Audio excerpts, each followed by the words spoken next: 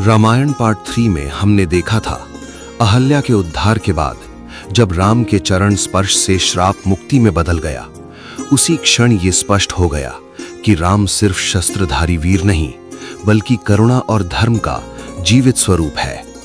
अहल्या के उद्धार के बाद ऋषि विश्वामित्र राम और लक्ष्मण को जनकपुर की ओर ले जाते हैं। जनकपुर, जहां नगर के प्रवेश से ही उत्सव का आभास होता है।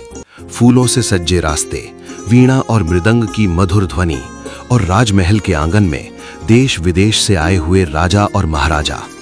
महाराज जनक ने सीता स्वयंवर की घोषणा की थी, पर यह कोई सामान्य स्वयंवर नहीं था। ये शक्ति का नहीं, मर्यादा और धर्म का स्वयंवर था। सभा के मध्य शिव का दिव्य धनुष रखा था, ऐसा धनुष जिसे उठाना भी असंभव माना जाता था। एक एक करके राजा और महावीर आगे बढ़े।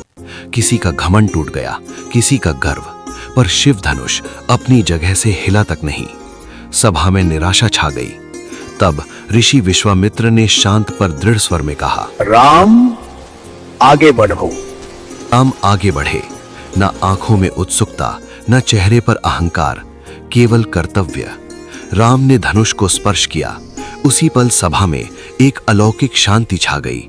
धीरे धीरे राम ने धनुष उठाया, जैसे धनुष उनके लिए बोझ ही ना हो, और जैसे ही प्रत्यंचा चढ़ाई, पूरा ब्रह्मांड गूंज उठा। शिव धनुष 2 टुकड़ों में टूट गया। आकाश से पुष्प वृष्टि होने लगी। देवता प्रसन्न हो उठे। जनकपुर जय घोष से गूंज उठा। उसी पल राजकुमारी सीता फूलों की माला लेकर आगे बढ़ी। उनकी आंखों में लाज थी, श्रद्धा थी और भाग्य की शांति थी। सीता ने माला राम के कंठ में डाली। ये सिर्फ स्वयंवर नहीं था, ये धरती और धर्म का पवित्र मिलन था। पर कोई नहीं जानता था कि इस आनंद के शोर के बीच कहीं तपस्या से भरे एक हृदय में क्रोध जाग चुका है।